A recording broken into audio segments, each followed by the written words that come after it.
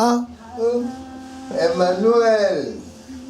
Voilà, les temps favorables que nous sommes là pour annoncer au monde entier le merveille de notre maître fort, Emmanuel Yaya.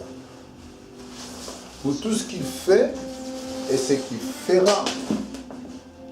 Nous les croyons car nous les vivons à live. Emmanuel est le maître fort. La terre proclame comme au ciel, Emmanuel est le roi des rois.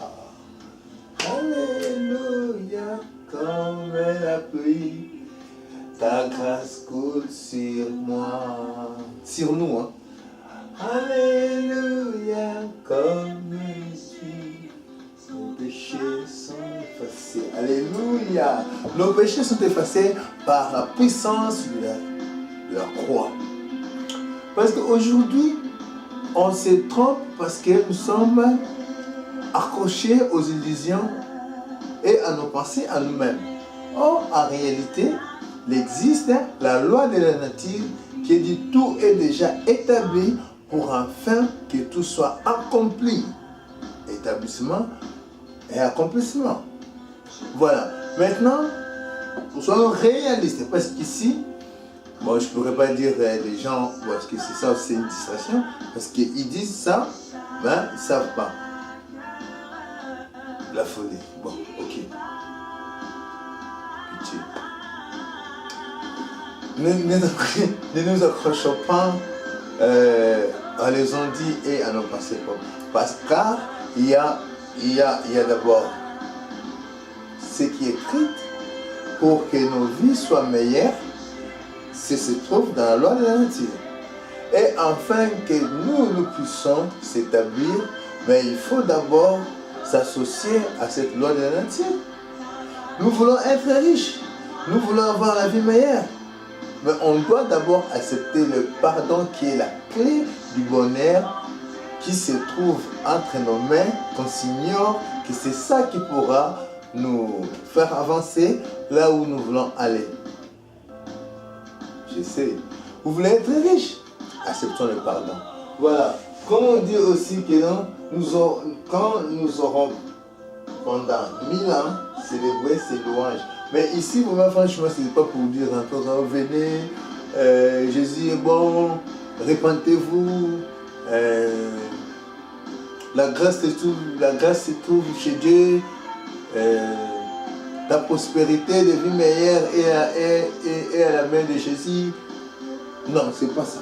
Pourquoi? Parce qu'il y a des milliers et des milliers d'années que l'homme, il est toujours en train d'enseigner la parole envers l'homme. Mais chaque chose en son temps, ainsi de suite. Maintenant, ce n'est plus le temps d'enseigner, c'est maintenant le temps de pratiquer ce que nous savons de bien que la parole nous a inculqué. Ah, mes frères, soyons réalistes quand même. Et soyons sincères avec nous-mêmes.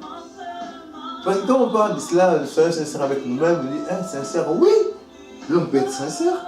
Oui, il y a aussi d'autres qualités, comme on dirait la sainteté et tout ça là. Ça va, hein, Saint-Esprit. Et heureusement, tu es là, l'assistant de français. Parce que quand on dit la sainteté, pour être parfait, aucun homme peut l'être. Parce qu'on porte un corps, mais cela ne veut pas dire que c'est une faiblesse pour dire, ah, donc je peux être propre devant Dieu parce que je porte un corps. Non, ça veut dire que c'est un mystère et notre aussi pourra dire bien. C'est simpliciste là. Comment? Ça veut dire, hein, Dieu créa l'homme par son image.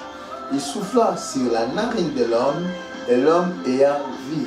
Et il ordonna à l'homme de dominer sur tout ce qui est adversité ennemie de sa vie pour sa prospérité meilleure, avec puissance et pouvoir. Point.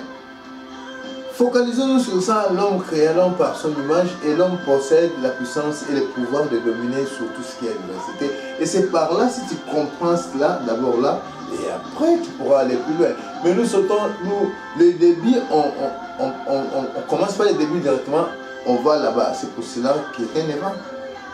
Heureusement. Paraclet, Saint-Esprit de Dieu, Ce soulagement,